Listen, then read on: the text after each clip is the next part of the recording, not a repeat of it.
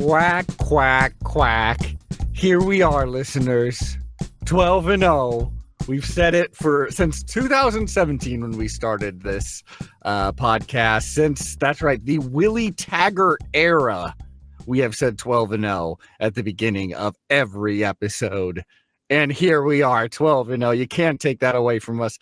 No matter what happens, even though we all know we're winning a natty this season, it's going to happen. I'm not even worried about the jinx. Yes, I'm knocking on wood, but I'm not worried about jinxing us because it's going to happen this season. It's the magical year. We just beat the Huskies 49-21. You know, usually I wait till Tuesday to get like Kithleday and Aaron in here.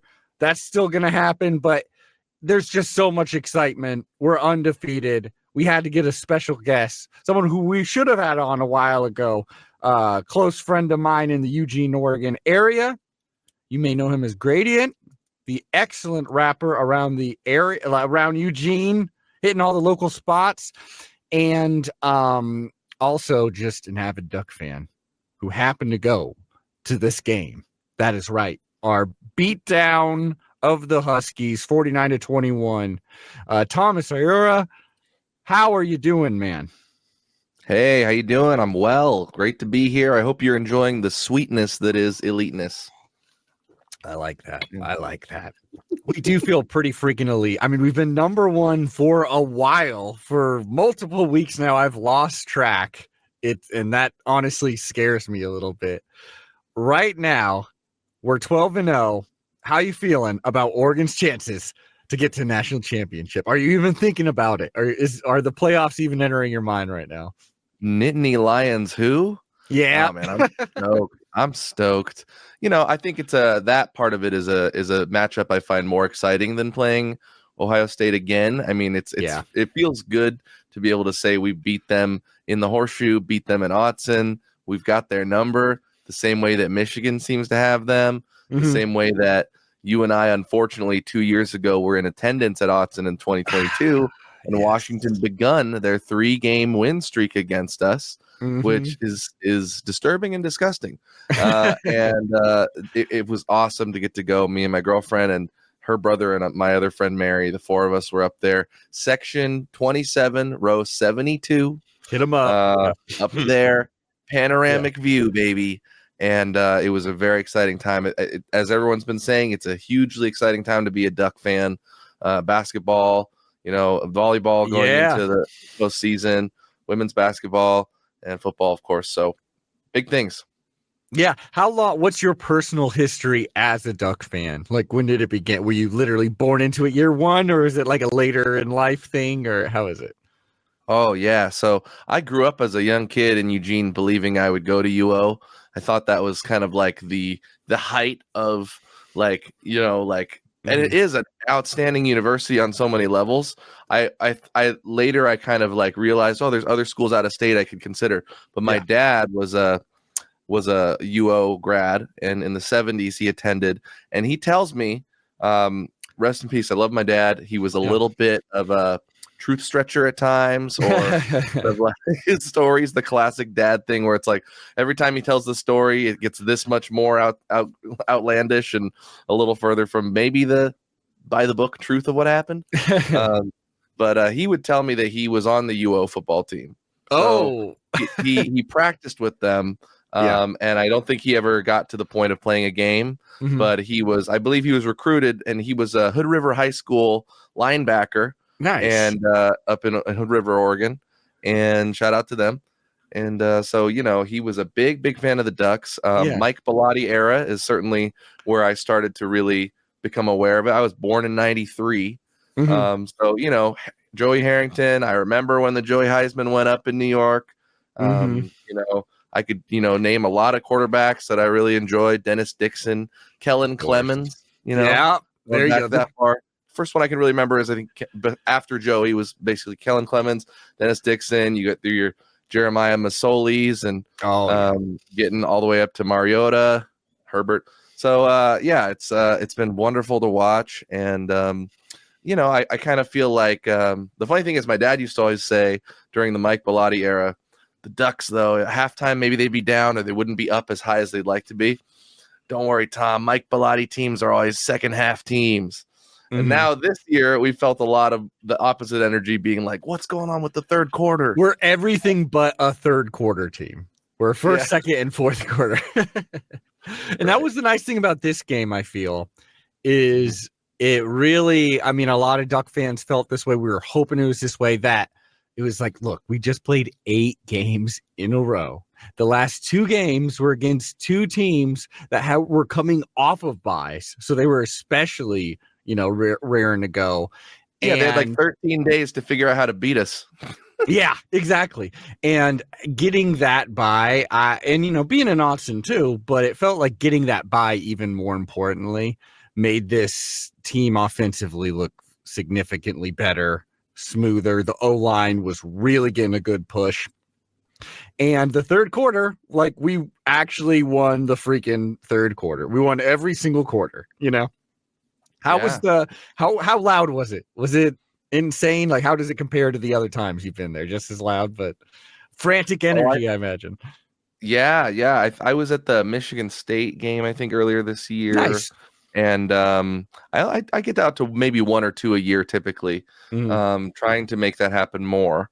And I would say that it was very loud, of course. It was great to see, I wasn't at the Ohio State game at Autzen, where it was a lot of red in the crowd.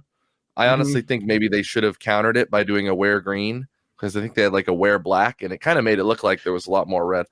Yeah, I mean, I'm one of those guys that I wish they wore green and yellow a little more. Like last night, on Saturday, they literally looked like the Raiders. I kept thinking, yeah.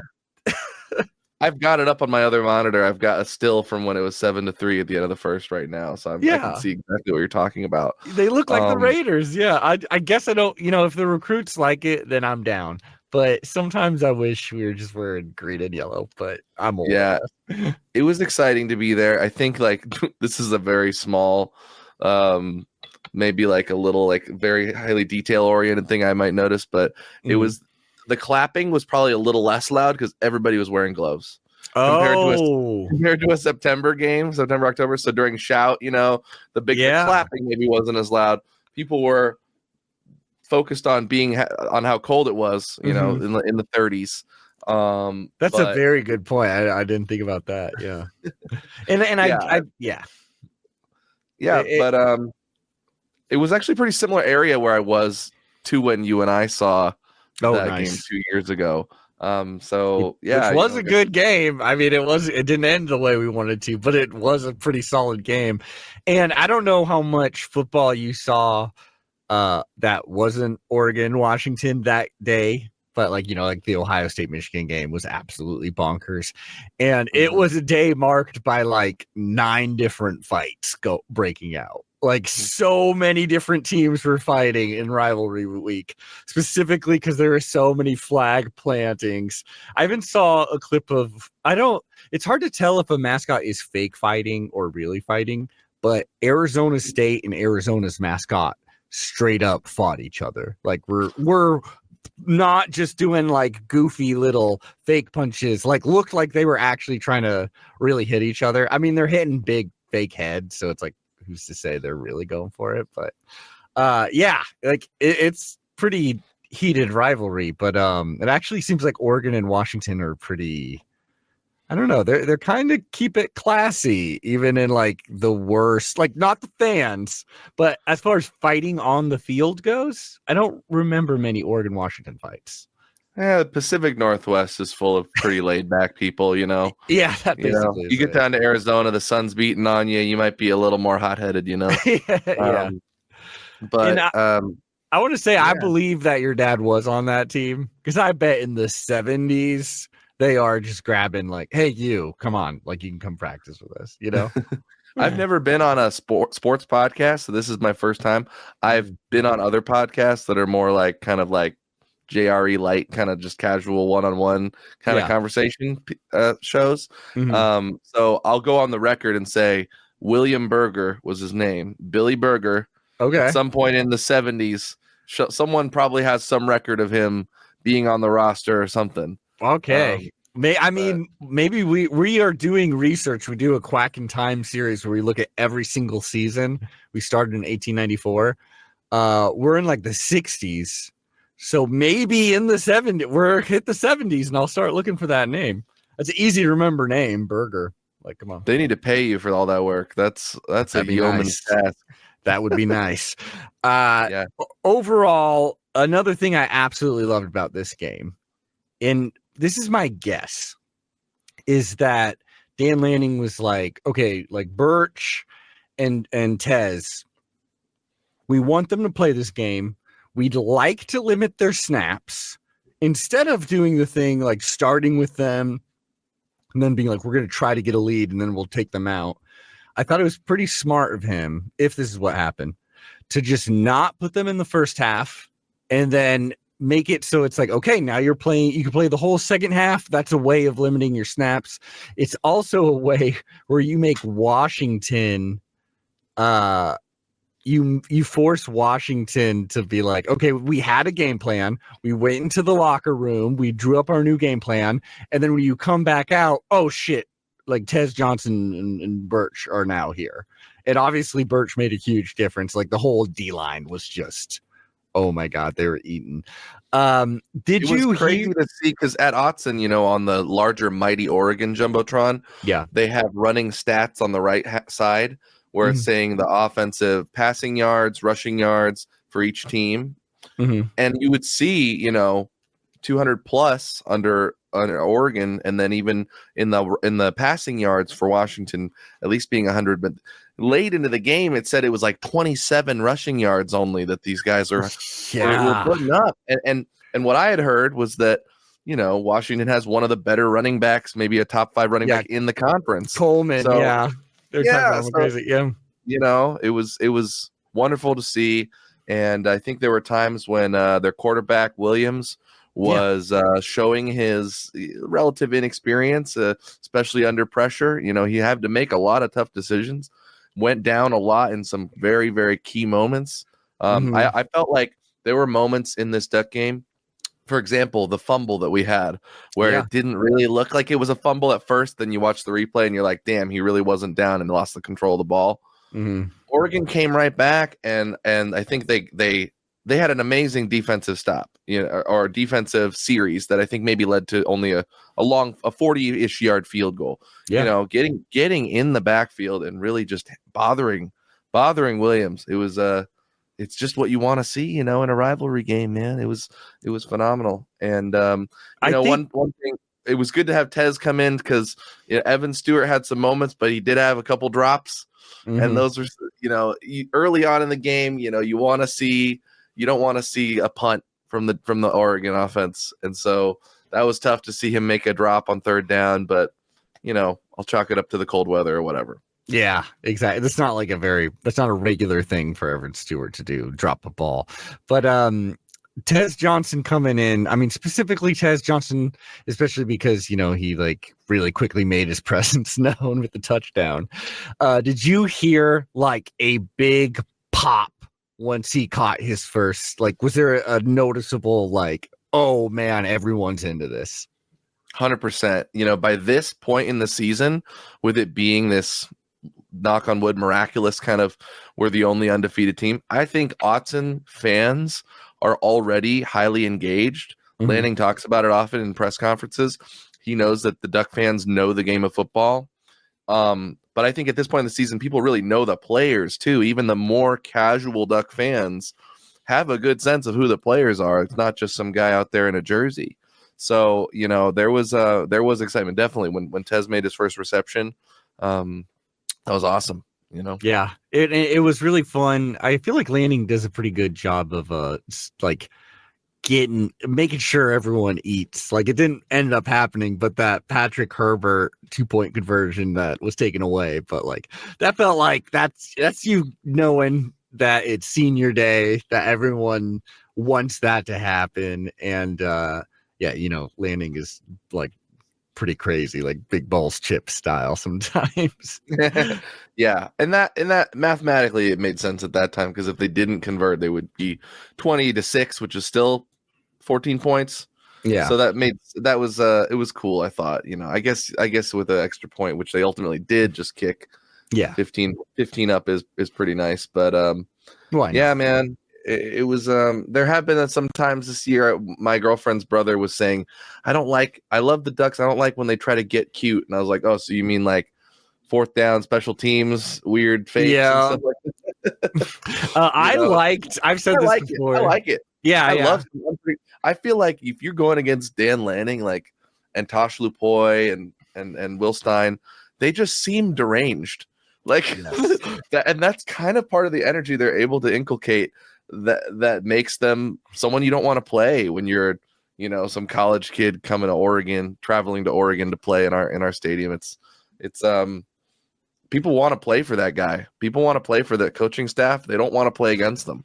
No It's joke. great. I love that we are really like, let's squeeze as many points out of this game as we can. It's very fun to see, as opposed to like, oh, I don't know, that Michigan Ohio State game. But also I think the X factor, I mean, this is a pretty obvious thing to say, but I think the reason why we're number one, why I'm feeling confident about this year, is because the defense. This is a new thing to Eugene, Oregon. Like, I really wasn't watching the Ducks with the days of like Gangrene D, but I've seen some good D's. There's some definitely like Nata. You'll have your standout players. you'll have your standout players. Thibodeau.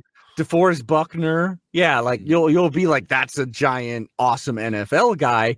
But this really feels like one of the best, or maybe the all-time best, like cohesive defensive unit. I don't know. We'll find out. But I feel like that's been the most exciting thing to watch this year. Yeah. Who are some of your like favorite players right now on this roster? I mean, even if it's thought like, hey, I love Dylan Gabriel. Fair answer, Oh yeah, Dylan Gabriel's a great guy. I wanted to get a jersey, officially licensed jersey, especially now that the athletes are able to have their names on them and sell them and stuff. Mm-hmm. And for whatever reason, early in the season, I could get in the drop down list Mateo Uyunglele, but when I last looked a couple of weeks ago, it wasn't he wasn't available for some reason. Maybe he sold out. Who knows? Yeah, maybe. I get dude, he is so fun to watch. I heard that, I don't know if this is still his nickname, but I heard his nickname was Young Concrete. And that's badass as hell. I love that. Seems like every game you'll get one or two hits where he's just like a Mack truck on these guys. Oh my god. It's scary, and he seems like a decent guy. I also like Josh Connerly Jr. I came on the field early on last year, and he was still a lot of the more, I feel like, marquee players. They don't linger around on the field at the end. Understandably, like maybe they don't want to suck up all the attention from other guys, or they want to go back to the locker room and do whatever. But he was really nice. Austin Novosad was nice. Nice. Just getting to what a QB room too. Like I said, I didn't go to UO. I am interested in maybe a graduate degree of some kind, maybe law school or something. Nice. But I'd love to be a Duck for real.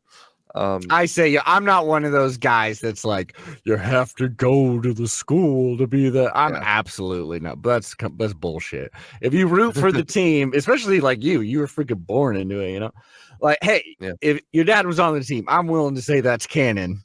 Even if it's a fishtail, I'm willing to prove me wrong. And that's another thing with this game. Something we all wanted to see is more Dante Moore. And just in general, like Austin Novosad, Dante Moore, Dylan Gabriel, even getting down to Austin Novosad, it's like, I know it was mainly either spring game or garbage time, but he is more than a decent QB. And he's the third right now. Like that is something I never thought would be possible, is holding on to like a Dante Moore and a Dylan Gabriel at the same time. Right. It's really with this game, I have to confess that with it being cold and mean, I just couldn't find my puffiest jacket. I think the people in my entourage were not. We were hardcore Duck fans for sure, but one of us has an injured leg, and we didn't want to try to take the stairs down from from row 72 at like the highest traffic time. So we basically left or began leaving with about 8 minutes left in regulation. Yeah, fair so enough. I had said in the previous duck drive, I was like, this is probably the last drive we're going to see of Dylan Gabriel. And my girlfriend was like, why? He's like, well, you don't want him to get injured. You want other guys to have time. And so I didn't really get to see Dante more, but looking forward to good, but it was also, yeah. I mean, it was garbage time at that point. In my mind, it was a 42-14 game. Yeah, so they're saying, I hear some stuff about 49-21. I don't know what that's all about, but I did believe that that the Ducks would put up 50. And if you're rounding, we basically put up 50. So, yeah. It's basically like if Evan Stewart were to caught those two balls, it'd be a 50, maybe 60. Yeah, and like obviously there have been some games that have been like, this Duck game's looking a little shaky. But we're basically talking about the first two games of the season, which is like 2 years ago, it feels like. That game against Wisconsin, which, even in 2010, which is our other undefeated season, we still had the Cal game. If you remember that one, that was freaking crazy. I forget the exact score, but it was like a combined 20 points or whatever. Came down to the last drive. Also, I remember listening to that game. I didn't even watch it on TV. I listened to the whole thing on radio, and that's a key experience for me. I love listening to games on the radio occasionally. Mainly I'm watching them, but so like the announcing is so much more descriptive that it's really exciting. Yeah, you can really learn a lot more sometimes listening to the radio, especially if you're just learning about a team like the first couple of weeks, because they'll be like, hey, there's this guy, he does this and this, and they'll actually be talking about it as opposed to all the kind of bullshit the commentators will talk about sometimes. Yeah, absolutely. Yeah. And not to deviate too much from Oregon Ducks, but have you ever been a Portland Trailblazers fan? I am in theory a Portland Trailblazers fan, but I never. Yeah, exactly. I never watch. Yeah, I mean that's as much as I'm gonna do. I never really watch them. Typically, my excuse is because I'm like, I don't want to get Root Sports. But even when they're on, I kind of just find myself not watching them. But when it comes playoffs, if they're in it, that's the one team I usually support. Though I always said, because I lived in Seattle for like a good 6 years, if the Supersonics came back, that is the one not Oregon team that I would have been like, nope, bandwagoning this. I'm a Supersonics fan. But I do like the Trailblazers. You could root for the OKC Thunder because they are the same franchise. Yeah, I could. I did for a bit when they had Durant, when they had that trio of awesome players. I really loved them. Yeah. And I'm going off another tangent, but I'm going to bring it back. Jeremy Grant, apparently of the Blazers, probably their best player, is apparently he's kind of like a fashion icon in the city. Nice. I was at Andre 3000 flute show a few months ago. Hell yeah! And Jeremy Grant was there wearing almost like a dress, like a white dress. It was very nice, very tasteful. But with the Blazers and the radio broadcasting we were talking about, I just want to give an RIP and a shout out to longtime Blazers radio play-by-play commentator Brian Wheeler. You'd asked me about growing up as a fan of sports here. I would listen intently, especially because we only had network TV. So only on a few occasions would KGW or whatever, channel 23, would broadcast the Blazers games on TV, but you could hear them all on the radio. And so I had a little FM radio by my bed, and it was Wheels and Mike Rice, and they would do an incredible job describing what was happening, and just great, catchphrases, boom shakalaka, a lot of great. He was, you introduced me as a hip hop artist. I'm a rapper. I love the way people utilize words, and he was able to. He even did little rhymes and things like that. And some of my favorite athletes ever.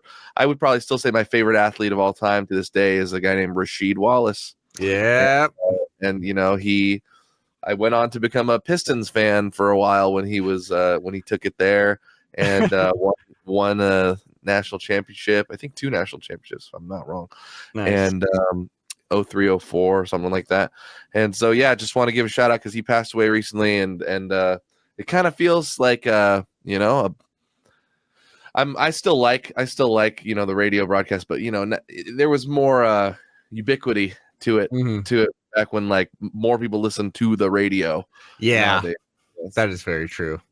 And another thing, one real quick, inside the stadium at the Huskies game, they had Icky, who was a guy who I guess is a KNRQ radio host, and he was like the guy with the mic, like introducing all the segments during the commercial breaks and basically emceeing the game. He was emceeing the game, which was cool. They had a couple little audio issues, which is embarrassing, but Nate Jackson, what happened to him? Is he not emceeing the Duck games anymore? That guy's like a legend. I love that guy. I guess not, but I know what you mean. Yeah, I'm very used to seeing him.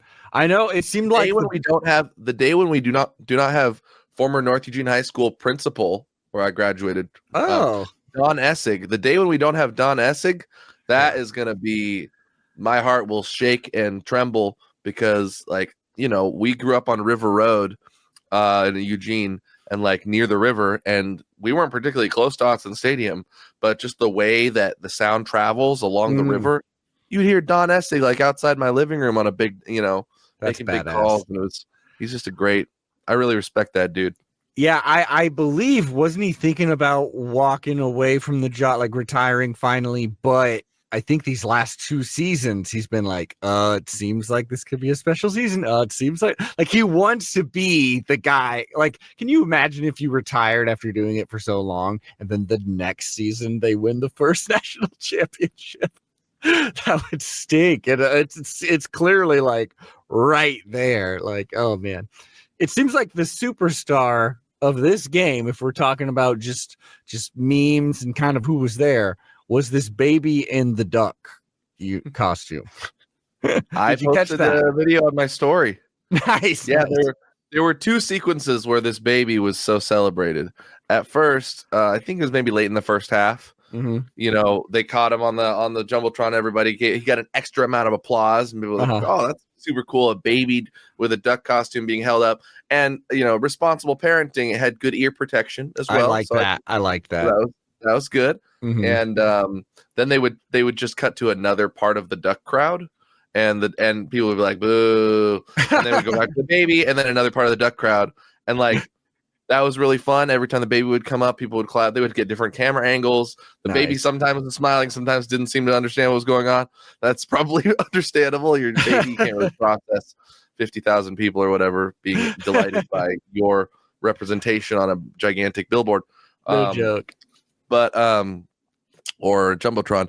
But the second time around, they really kind of went hard at the Huskies because they would do the baby and then they would cut to the Huskies band, and the baby and cut to the Huskies sideline, and the baby and then cut to the Huskies fans in the stands. And so that's brilliant. It was epic. I loved it. And that's like improv, like that. Whoever's working the camera 1 and 2, like they didn't plan on doing that. Like I love that. That's so great. Deeper than sports, man. Deeper than sports. The sight of the young generation coming up and taking over with this weird and wacky erratic landscape of Earth. It's something exciting about that, and I thought that was fun to see the baby.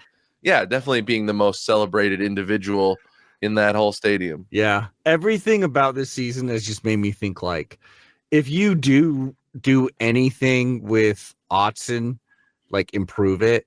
Just find way, like do something with the Wi-Fi, or do like renovate little aspects of it to make it slightly more efficient. But don't be adding 20,000 more seats because it doesn't need it. It's such a it's so loud. It's cozy.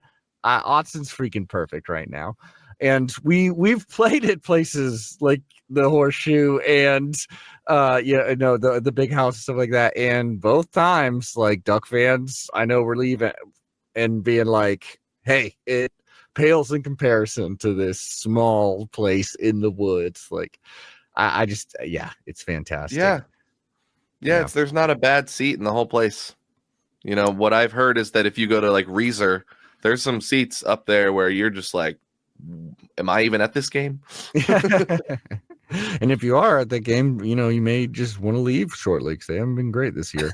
I did find it fun that there was some like first quarter intrigue, at least for this. Like, obviously, we marched down the field, score a touchdown real quick, but then The duck tackled a tree.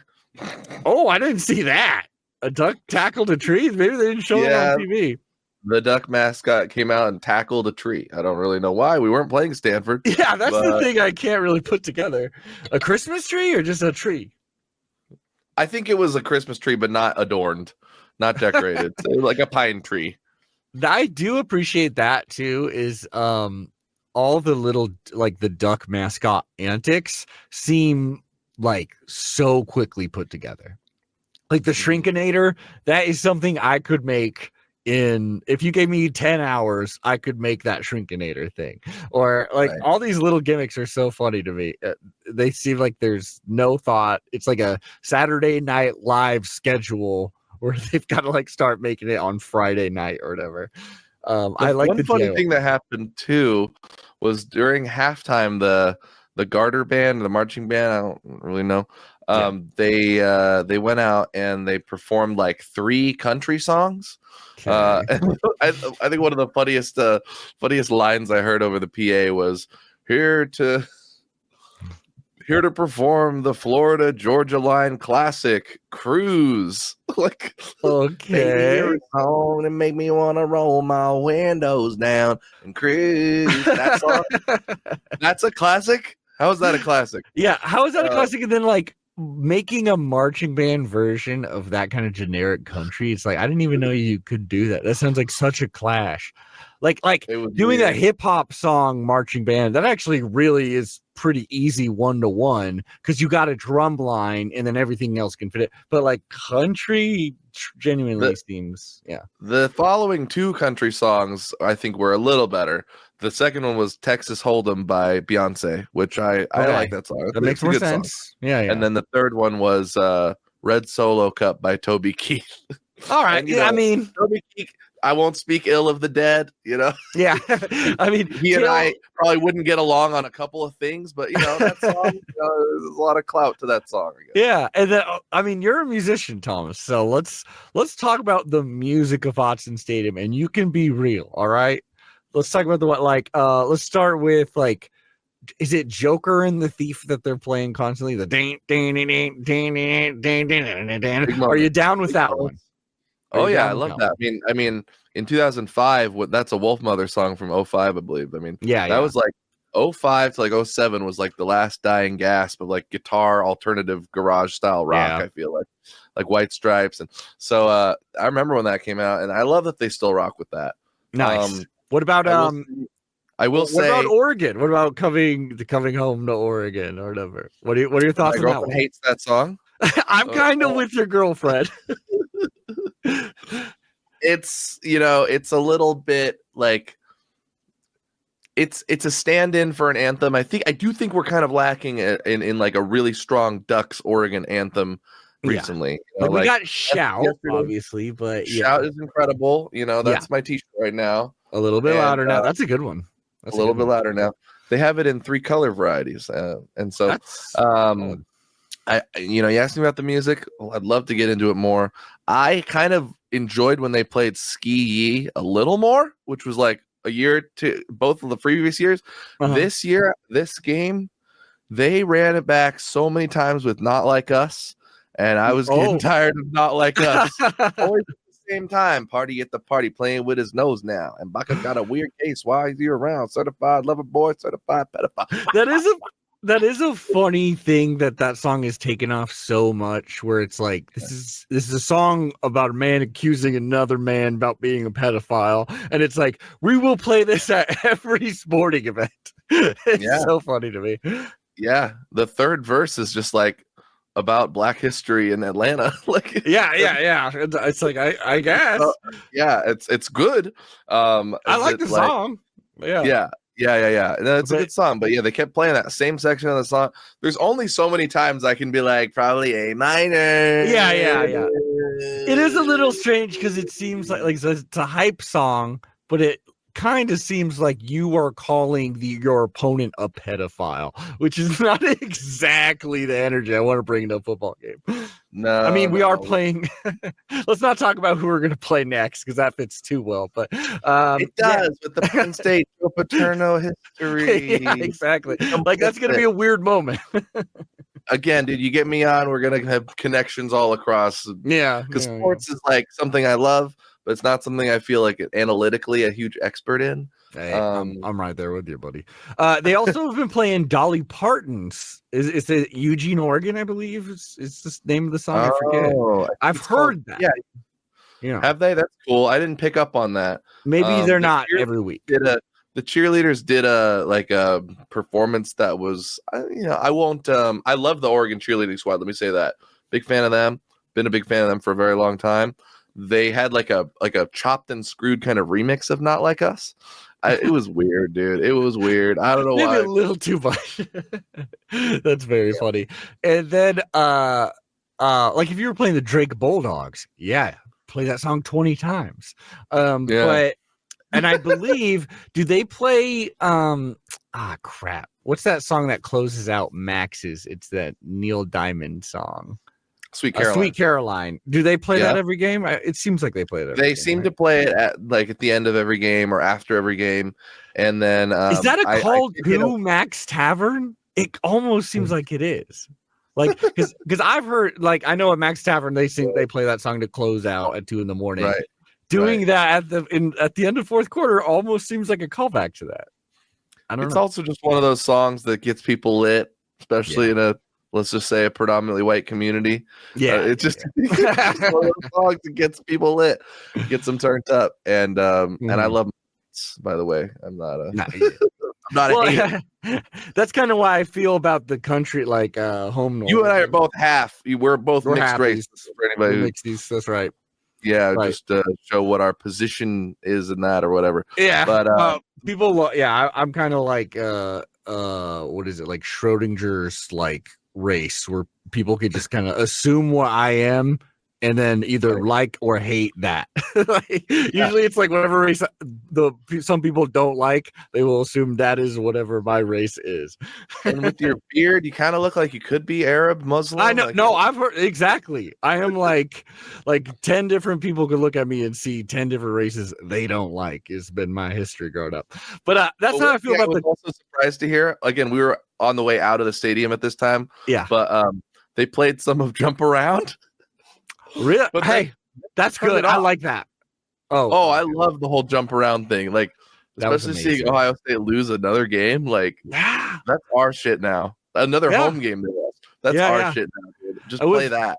That was amazing. At Wisconsin, and like, especially with those videos that they showed where they're Dan Lanning's like, when they play this song, this needs to be like a trigger in your brain.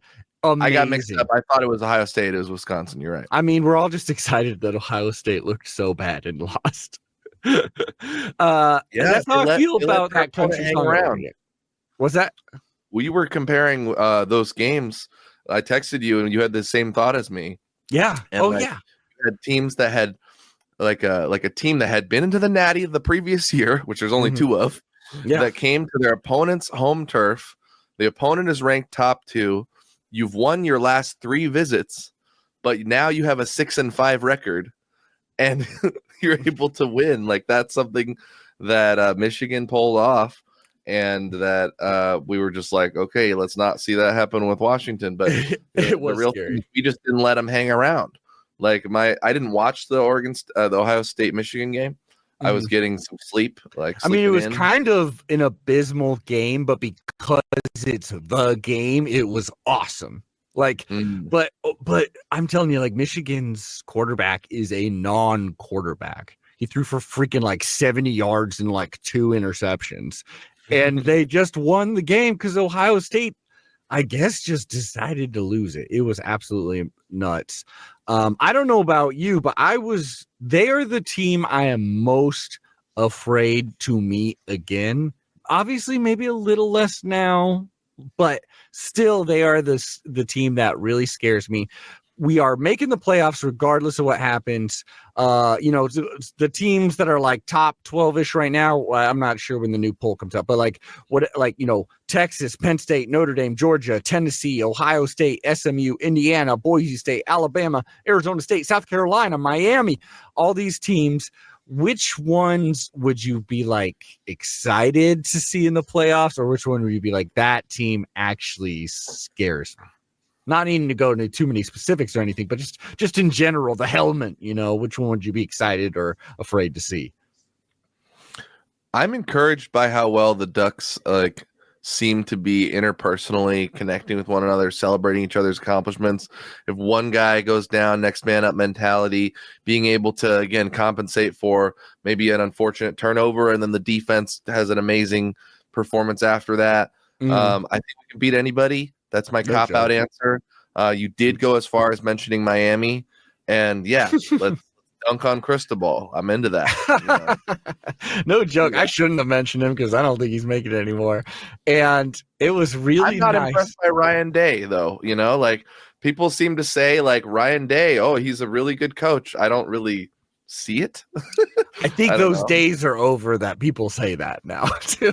I think this was an abysmal loss. I forget who it was, but there was an ex-Ohio State player who tweeted this recently after this loss. I'm paraphrasing, but he basically said, I knew Ryan Day wasn't the one when Ohio State was playing Bama, I believe in the playoffs or national championship. Ohio State was down, and he comes in the locker room and doesn't talk to any of the players, goes straight to the office and starts yelling at coaches. And that's weird. Yeah, exactly. Weird. Yeah. And it really felt like Lanning would never do that. Lanning is rallying everyone around, clearly, True. And I just remember Ryan Day being like, they got 12 men on the field. He was freaking out. And it just seems so poetic justice that was intentional. It was beautiful that was intent. That was and they changed the rule in a week. It's never crazy. Seen that before in my life that they moved that quickly. It was really wild. Yeah. Yeah. When the Ohio State fans did come in, because this is the first year of the Big Ten, and you get new fan bases that are coming to Oregon, and that part I think is fun and exciting. Maryland, Ohio State, and just spreading our wings a little bit across the country. And but it seemed to me that in general, the Ohio State fans, despite losing, and then I was kind of thinking because I'm pretty connected with the downtown bar scene. One of my jobs is as a security guard at a bar. My girlfriend is a bartender. I am friends with a lot of bartenders. I kind of figured there'd be some fisticuffs, after maybe it would be more likely if Ohio State won. Maybe some Duck fans would get mad, but I thought maybe you'd get Ohio State fans that would be upset and be mouthy and there'd be some tension. But in general, I thought they were pretty cool. I peg them a lot often. This is broad brush, but as being maybe from a little higher socioeconomic background. The ones that travel, at least, traveling to all the games and stuff, and they're not really young 20s. They're typically more 30s, 40s, 50s, even 60s. So it's a joy because Eugene is somewhere that we've been for so long, and I just really I had to take a moment last night at Autzen and be like, in our town, here it is. This is the epicenter of the college sports world right now. The top team in the biggest college sport. This is where nobody wants to play, but everybody wants to experience it. And it was beautiful, man. It was so cool. That's well put, Thomas. We gotta end near there because you can't get any better than that. Thomas, plug absolutely anything you want because you do a whole lot of different things and a whole lot of things in Eugene, Oregon, which probably a huge chunk of our listeners are from. Plug anything, absolutely anything, my man. All right, thank you. Yeah, you didn't tell me that I would be able to do that, so let me try to do it. I got to be nimble. I got to tell you that I am a hip hop artist. I go by Gradient. I put out an album about 6 weeks ago. It's a short EP. It's called Bye for Now. So check that out. I'll put it in the links too of this episode, so everyone check that out. Thank you. Yes, streaming on all the platforms. You're able to purchase it, I think, on Amazon. And if you're still an MP3 person, which I respect the hell out of you if you are. I also am pretty involved in volunteering in the community. I serve as the vice chair of the Wow Hall board of directors. Yeah. So that's a nonprofit venue in downtown Eugene, just a little on the west side of downtown Eugene. We have great shows coming up. In fact, Sixpence None the Richer, they have that song, Kiss Me, Out on the Bearded Barley. They're playing here at the Wow Hall on Friday. So that's going to be cool. Check that out. They fun fact about that is apparently the song that inspired Taylor Swift to learn the guitar. Really? I could see that. I mean, that's a classic. That is genuinely a classic. Play that at Austin. I don't care. Hell yeah. I'm also ascending as the president-elect of what's called the City Club of Eugene, which is involved in putting on community forums for various issues. Had forums on homelessness, food insecurity, and oftentimes around elections, we will host candidate forums. For example, in this past November election, we were the only space where all 4 of the candidates for Congress in this district actually had a forum and a debate together. Dang. Which, I think it's great to have people, engaging with the lesser party candidates and having a real debate and talking out the issues. So City Club of Eugene, check that out. Consider becoming a member. And just keep supporting all of the Duck sports. I was at a volleyball game the other night. It was the last home game against Purdue. It was such a rough one, dude. They won the first 2 sets, and then the last 3 sets all went the Boilermakers' way. Yeah. And it was I'm glad that you're tapped in enough to know, but postseason's on the way. And man, just really glad to be. This is genuinely my favorite Duck podcast. Hey. And I do listen to a few of them. I'm not going to name the other ones, but if people want to reach out, my Instagram is @Gradient and my last name Hiura. So it's GRADIENTHIURA. And now I don't know why anybody would want to just after seeing us talk for 45 minutes, but thank you for being willing to connect and listen. And Adam and Aaron and your other guest hosts really awesome, just like casual fun, but also like very great observations. Lots of good perceptive analysis mixed with just a good old time, and maybe the best theme song in podcasting. Hey, there you go. That's a song I personally wrote, and Aaron Schroeder helped record up in Seattle. So appreciate that. Beautiful. We'll have you on some other time, Thomas. It's too fun not to. And again, check all those links. Go Ducks, man! This could be the season of legends. Is all I got to say. 12-0, baby. All right. Well, I'll catch y'all next week. Quack, quack.